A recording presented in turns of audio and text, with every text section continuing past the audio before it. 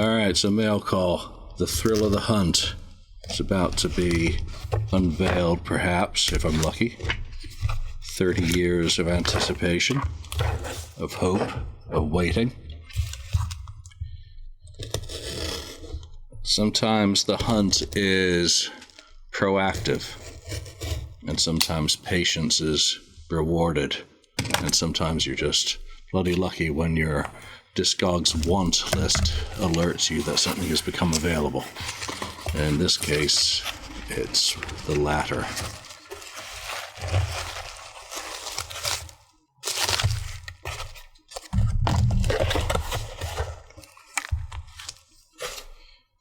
And there it is. We are talking obscure. We are talking arcane, and we're going to see what sort of condition this is in. Doesn't get much cooler than this, actually.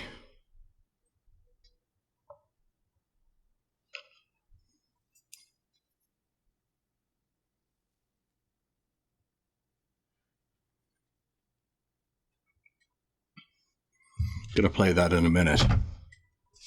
Right, but basically that's the culmination of nearly 30 years of hunting. I got to go back way in time to kind of talk about how I got to this point of mission accomplished. I've waited 30 years, as I mentioned, or nearly 30 years, and it's just dumb luck that popped up in my Discogs alerts, and I was able to get there in time to buy it. The end result is the same: obtaining something, which to me is what it's about. Possessing it. Mission accomplished. Now I don't care. Now I'll flip it and send it on probably because I bore easily, and once I've got a higher quality transfer of that, then it doesn't really matter to me anymore.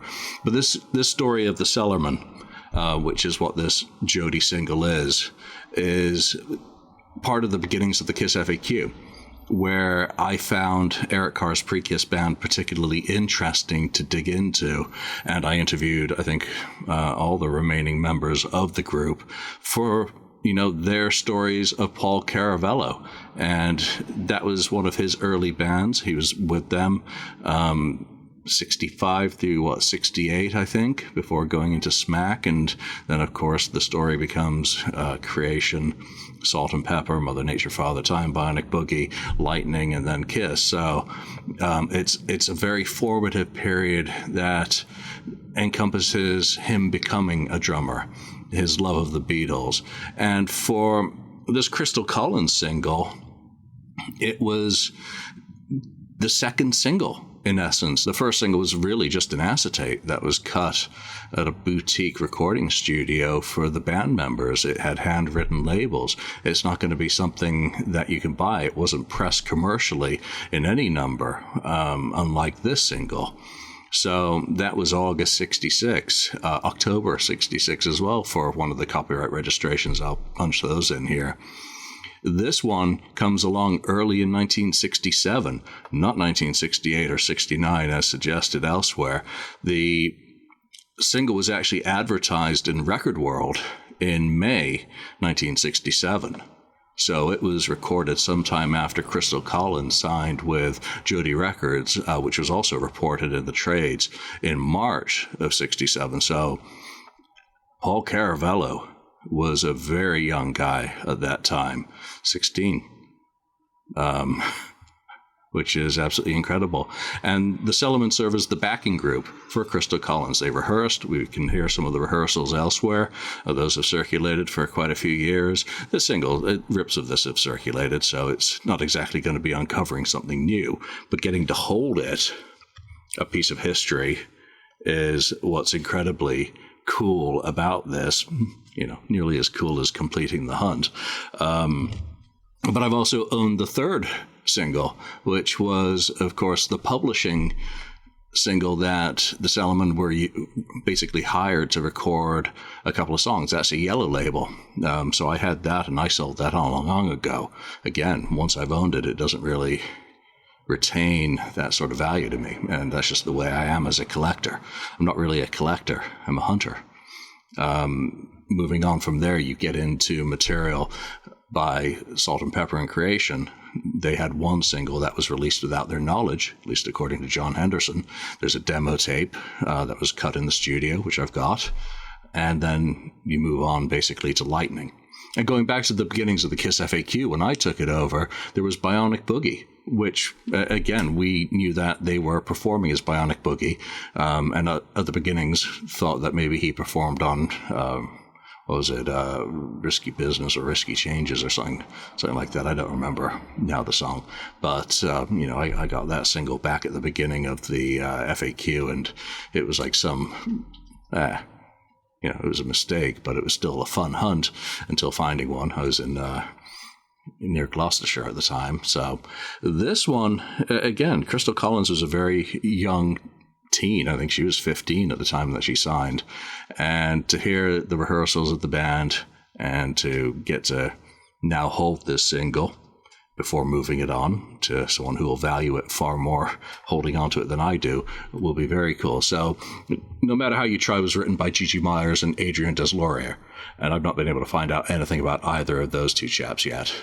Maybe in time I will. When You Grow Tired of Her was by Zeke Clements and Perry Lee Hart, and that was written, or at least the copyright was published in 1965, and Zeke Clements was a country guy. And quite a lot of songs were written by him. So that's, again, the context of how these songs came into Crystal Collins' hands to record is unknown. They were conducted by Steve Pullman.